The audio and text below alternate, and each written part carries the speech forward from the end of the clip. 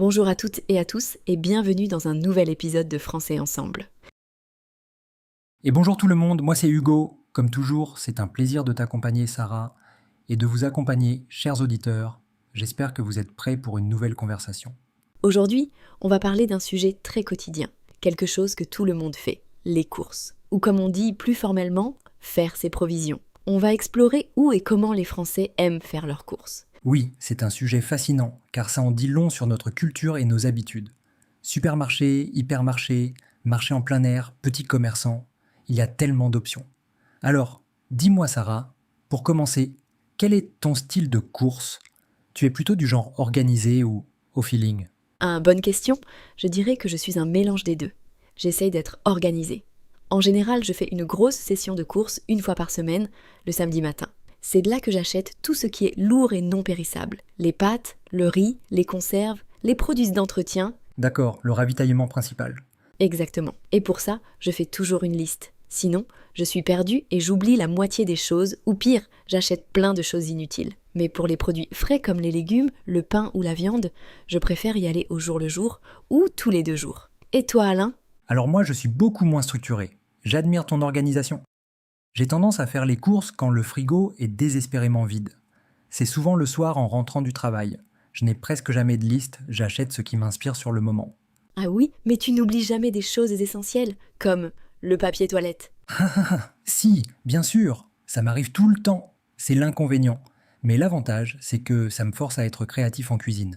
S'il me manque un ingrédient, j'improvise. Mais je dois avouer que la liste, c'est une bonne idée pour le budget. Sans liste, on n'est plus tenté. Totalement. Surtout si tu vas faire les courses quand tu as faim. C'est la pire erreur. Tout a l'air délicieux. Le paquet de gâteaux te fait de l'œil, le fromage qui sent bon. C'est un piège. C'est vrai. Règle numéro 1. Ne jamais faire les courses le ventre vide. Alors, pour tes grosses courses, tu vas où? Plutôt supermarché ou hypermarché? Il faut peut-être expliquer la différence.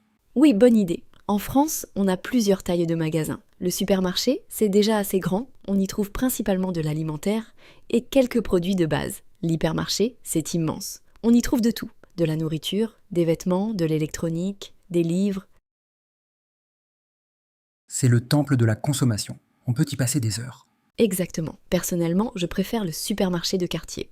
Les hypermarchés m'angoissent un peu. Ils sont souvent en périphérie des villes, il faut prendre la voiture. C'est trop grand, trop de monde, trop de bruit. Je m'y perds. C'est vrai que l'expérience peut être un peu impersonnelle, mais il faut reconnaître. C'est vrai. Pour le budget, c'est souvent plus intéressant. Il y a aussi les marques de distributeurs, ou MDD. Ce sont les marques du magasin lui-même, comme Carrefour ou Produits U. Sont en général moins chères que les grandes marques nationales. Oui, et la qualité est souvent très bonne. Un autre avantage de l'hypermarché, c'est qu'on peut tout faire au même endroit. Tu as besoin de piles, d'une nouvelle poêle et de yaourts. Pas de problème, tu trouveras tout. C'est pratique quand on a une famille et peu de temps. Je suis d'accord sur le côté pratique. Mais justement, parlons des produits frais. Tu achètes ta viande, ton poisson ou tes légumes à l'hypermarché. Ça dépend. Pour le quotidien, oui souvent. C'est simple, tout est préemballé. Mais si je veux un bon steak, un poisson extra frais pour recevoir des amis, ou de bons conseils, alors là, non. Je change complètement de stratégie. Ah, voilà où je voulais en venir. On arrive sur le terrain des petits commerces. La boulangerie, la boucherie, la fromagerie. Exactement. Pour le pain, par exemple, je ne l'achète jamais en supermarché. C'est presque un sacrilège en France. Je vais tous les jours à la petite boulangerie en bas de chez moi. Moi aussi. L'odeur du pain chaud quand on rentre dans la boutique, ça n'a pas de prix. Et puis, on connaît la boulangère, on échange quelques mots, c'est une expérience beaucoup plus humaine. C'est ça. C'est le commerce de proximité. C'est pareil pour la viande. Je préfère aller chez le boucher. On choisit son morceau, il le coupe devant nous. Et surtout, il peut nous conseiller. Pour une blanquette, prenez ce morceau de veau, il sera très tendre. Ce genre de conseil, on ne l'a pas en supermarché. Oui, la qualité du service et du produit est incomparable. Pareil chez le fromager. On peut goûter, avant d'acheter, découvrir des fromages de petits producteurs. C'est un vrai plaisir, mais il y a un mais. Le prix, évidemment. Oui, faire toutes ces courses chez les petits commerçants, ça coûte beaucoup plus cher. C'est un luxe que tout le monde ne peut pas se permettre au quotidien. C'est souvent un arbitrage entre le budget, la qualité et le temps. C'est un bon résumé, et il nous reste une dernière option à explorer, qui est peut-être le meilleur compromis. Le marché, bien sûr. Le marché en plein air. Pour moi, c'est l'idéal pour les fruits et légumes. Il y en a dans presque toutes les villes de France. Au moins 1 ou 2 fois par semaine. L'ambiance est géniale.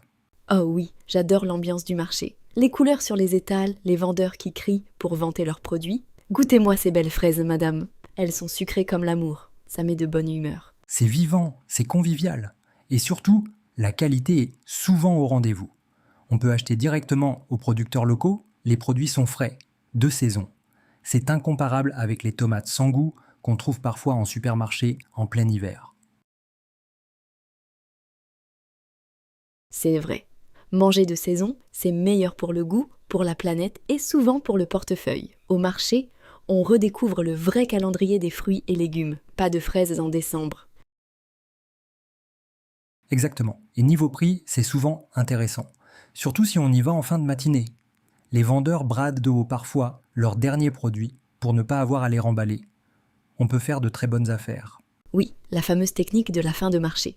L'inconvénient du marché, c'est que c'est souvent en semaine le matin ou le week-end. Il faut être disponible.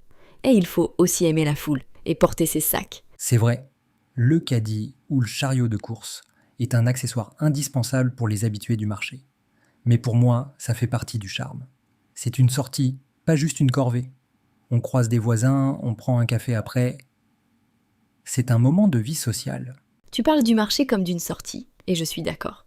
Mais il y a une autre tendance qui va dans la direction opposée, loin de la foule et des sacs à porter. Les courses en ligne et le drive. Ah oui, le fameux drive. C'est devenu extrêmement populaire, surtout depuis quelques années.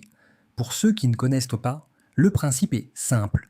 Tu commandes tout sur le site internet du supermarché et tu vas juste chercher tes sacs déjà prêts à un point de collecte sans même sortir de ta voiture. C'est le summum de la praticité.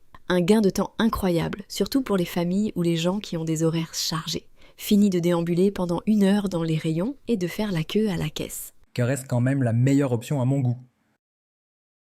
Je suis d'accord avec toi, Hugo. Eh bien voilà, nos chers auditeurs, notre épisode touche à sa fin. De quelle manière préférez-vous faire vos courses ? Oui, n'hésitez pas à nous partager vos avis. On adore vous lire avec Sarah. Merci beaucoup à toutes et à tous. Si notre épisode vous a plu, n'oubliez pas de liker et de nous suivre pour encore plus d'aventures. Au revoir tout le monde. À bientôt. Au revoir.